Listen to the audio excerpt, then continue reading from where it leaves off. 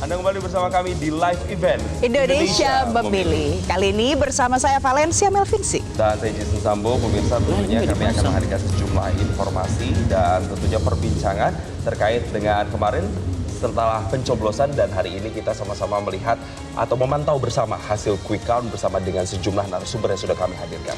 Dan setelah ini Jason, yang akan ditunggu adalah bagaimana nanti hasil penghitungan suara. Karena kalau kita lihat ya, quick count sudah berlangsung, sudah masuk datanya, bahkan ada yang sampai 97%, 95% gitu ya. Tapi tetap masyarakat harus tetap menunggu berapa nanti hasil real count yang dilakukan oleh KPU, dan itu penghitungan suaranya akan dilakukan juga sampai hari ini ya. Sampai hari ini, dan nanti kita akan mencoba untuk menganalisa bersama begitu ya dari hasil quick count yang selama ini sudah didapatkan sampai dengan pagi hari ini.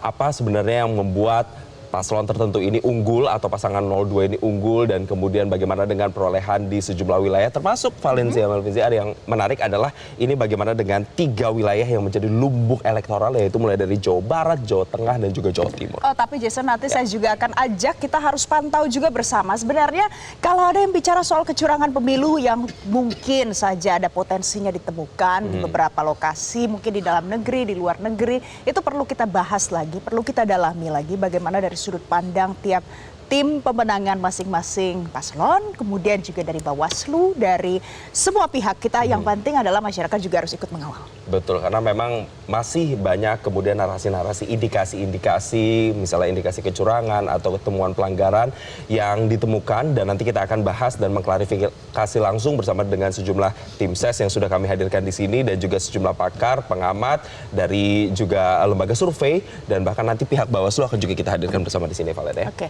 Jason, kita sapa saja di sini di samping saya. Ya. Kita tidak hanya berdua saja, karena sudah hadir di sini ada Aceh Hasyan Sazili. Ini sebenarnya dari tadi pagi sudah hadir. Lanjut ya kan? lagi ya. Karena lanjut lagi masih perlu banyak sekali pembahasan. Ada Mas Patria juga di sini, dan juga nanti akan ada Mas Usama yang akan bergabung. Ini adalah perwakilan dari tiap paslon yang kemudian akan membahas apa saja sebenarnya yang masih menjadi pertanyaan kami berdua, dan juga nanti ada pertanyaan dari masyarakat yang mudah-mudahan bisa terwakilkan daripada kita berdua, begitu ya Jason? Betul, tapi sebelum kita membahas bersama dengan narasumber yang sudah hadir, kita saksikan informasi berikut ini terkait dengan hasil quick count.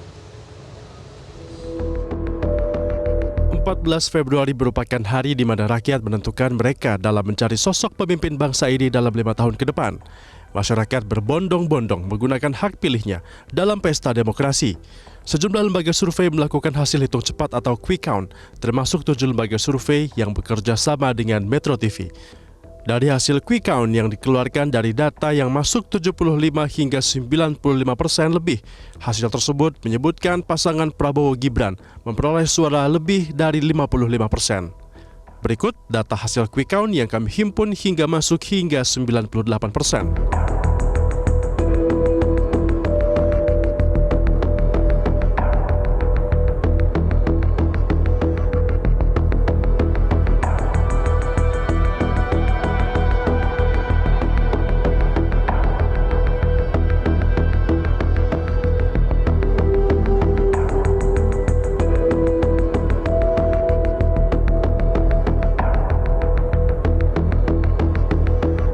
Prabowo yang secara hitung cepat memperoleh suara lebih dari 55%, yang artinya dapat menang 1 putaran, langsung merespons dengan menemui sejumlah pendukungnya didampingi dengan pasangan Gibran Rakabuming Raka.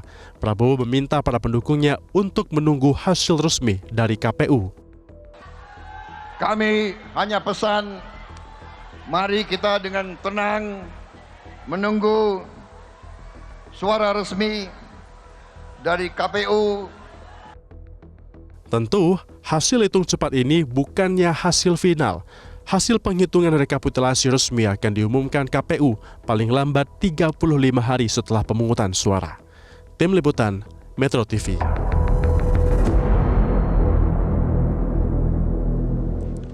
Dan sudah bergabung lagi bersama kami di sini ada jubir Timnas Amin, juga ada Mas Usama Abdul Aziz. Halo, selamat pagi Mas Usama. Pagi. Baik, ini artinya seluruh narasumber kita sudah lengkap dari Timnas Amin, dari TKN dan juga TPN. Saya mungkin pertama mau ke Kang Aceh dulu. Kang Aceh berbicara soal hasil quick count. Ini sudah beberapa lembaga survei merilis dan kayaknya 02 ini selalu di atas 55%, bahkan ada yang sampai dengan 60%. Semeringah sekali saya mau tanya ke Kang Aceh, apakah kemudian ini bisa jadi patokan untuk memportray atau mempotret hasil nanti real count-nya? Ya, sebagaimana kita tahu bahwa quick count itu merupakan salah satu metode untuk deteksi alternatif dari proses perhitungan suara secara resmi.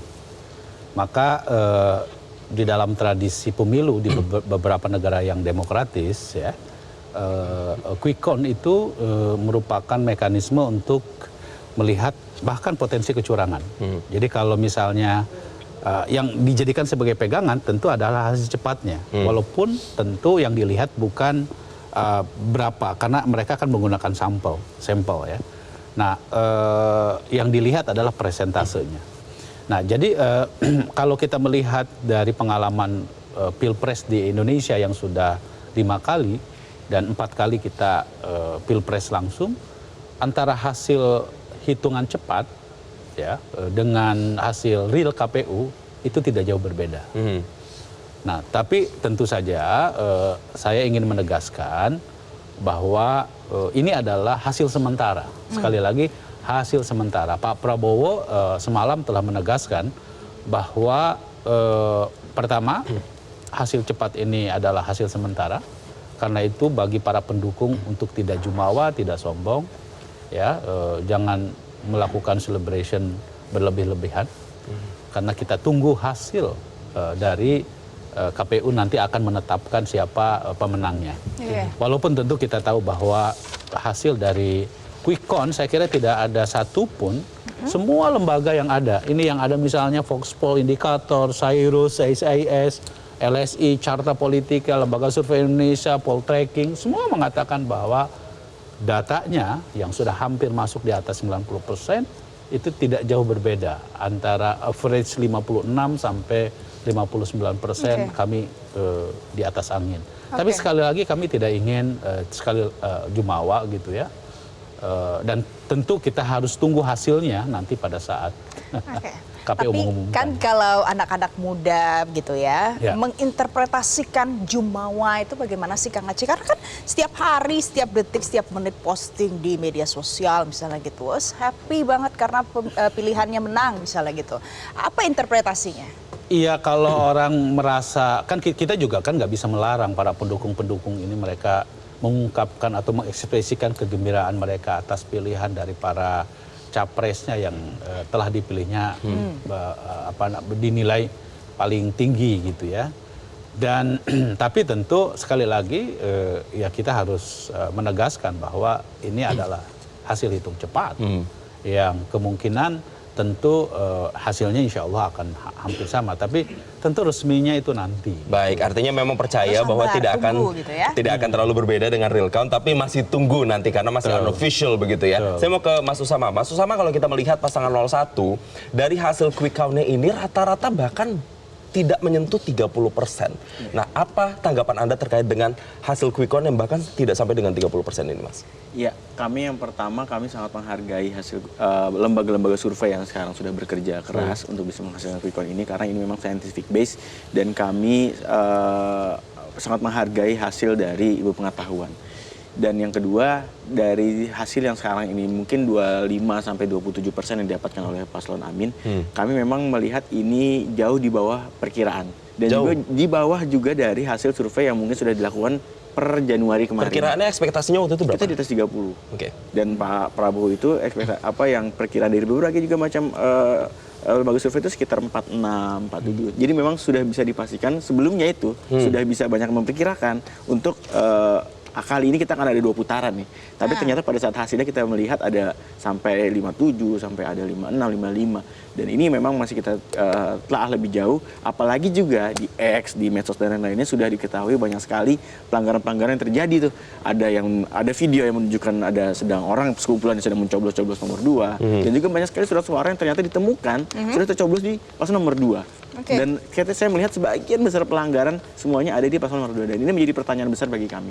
Dan kami akan mencari tahu lebih lanjut. Apakah kecurigaan itu hanya bertumpu pada kayaknya sih ini sepertinya ada kecurangan dan itu khusus ditujukan ke 02?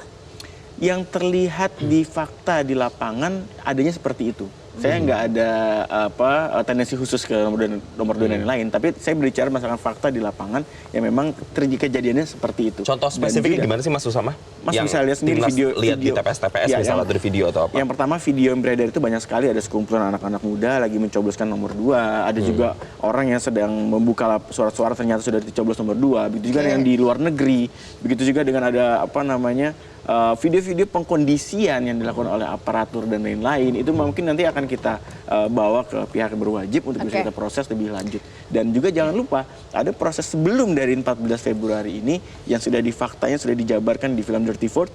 Jadi nanti bisa dilihat juga, nanti kan kita buktikan juga seperti apa peran serta dari.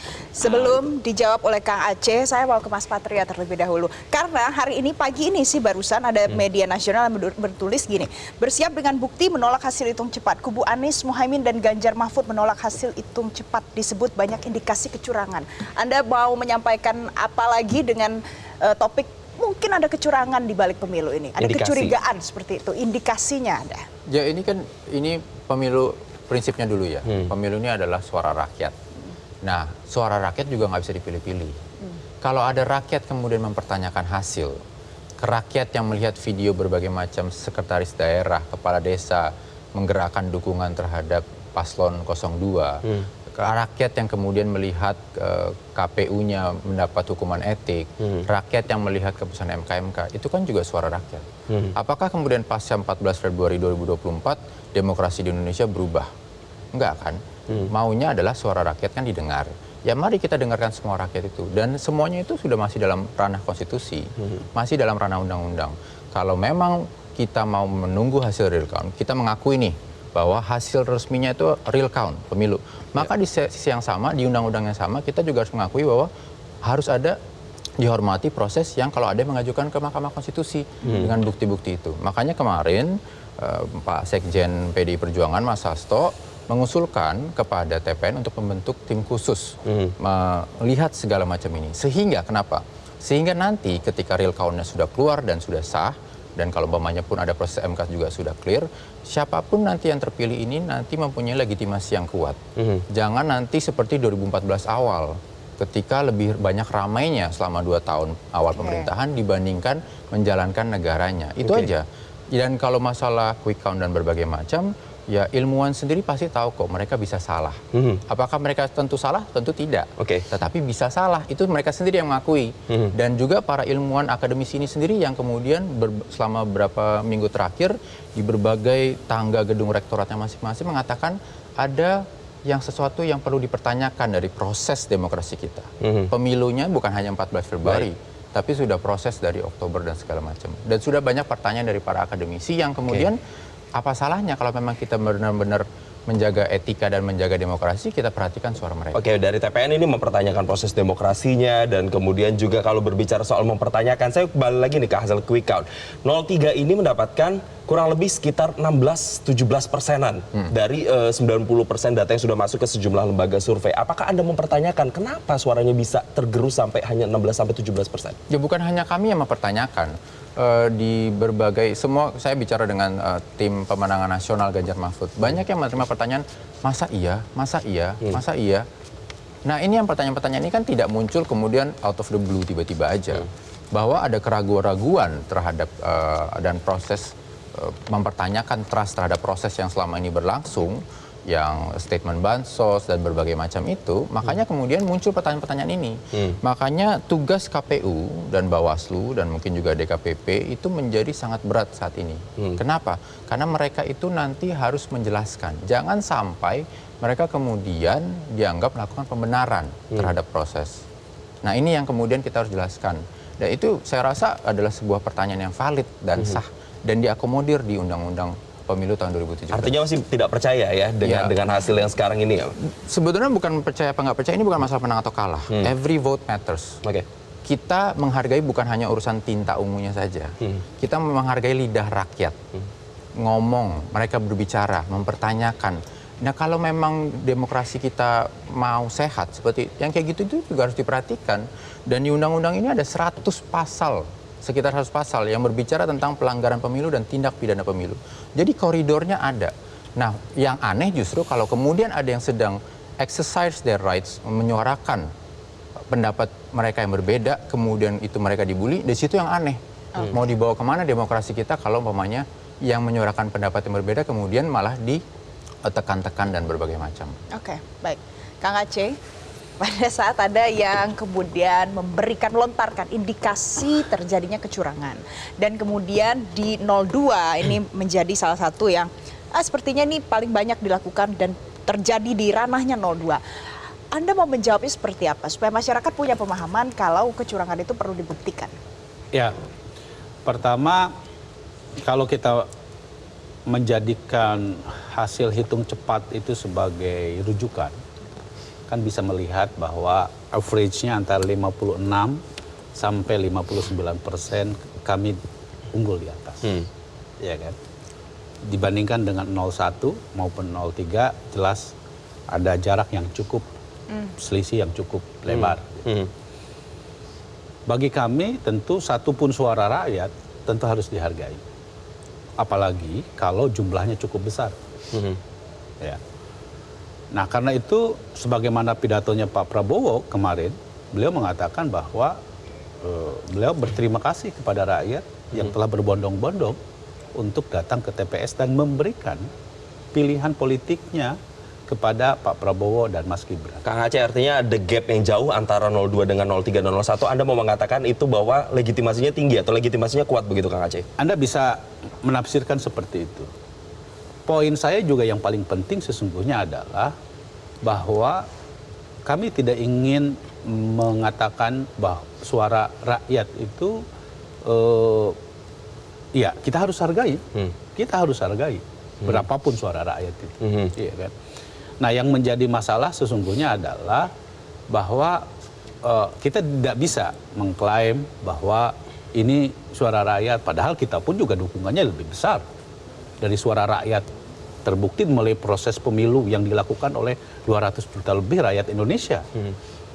Nah karena itu poin penting yang ingin saya sampaikan adalah ruang demokrasi telah memberikan kepada kita satu mekanisme di mana jika ada ya, indikasi potensi kecurangan, ya silakan. Kan penyelenggara pemilu itu selain ada KPU, ada Bawaslu, ada DKPP yang menjadi saluran bagi proses di mana masyarakat atau pasangan yang lain bisa mengadukannya. Gitu. Nah, dan harus dibuktikan secara faktual, ya. Nah, saya tidak ingin bahwa kita tidak ingin rakyat yang telah berbondong-bondong menuju TPS ini, gitu ya, itu terus-menerus diaduk-aduk emosinya, hanya karena ketidakpuasan kita. Dan kalau orang tidak puas, ya silakan saja, gitu. Kita tinggal buktikan aja di dalam proses mekanisme yang ada di dalam Bawaslu, ada Gakumdu, ada kalau misalnya penyelenggara pemilunya baik KPU maupun Bawaslu dinilai melanggar aturan, maka ada DKPP yang bisa memberikan memberikan sanksi gitu dan lain sebagainya. Jadi menurut saya ya kita harus hormati suara rakyat. Kita harus hormati suara rakyat. Kalau ada yang merasa ini perlu dilaporkan atau ada indikasi kecurangan, harus juga melaporkan ya, Kang Aceh ya. Dan dua yang lain yang mungkin merasa ini masih perlu diluruskan lagi juga boleh melaporkan gitu ya. Kita masih akan boleh bertanya lagi dan nanti akan ada jawaban-jawaban lainnya pemirsa. Tapi jangan kemana-mana saja deh. Jelajahi cara baru mendapatkan informasi. Download Metro TV Extend sekarang.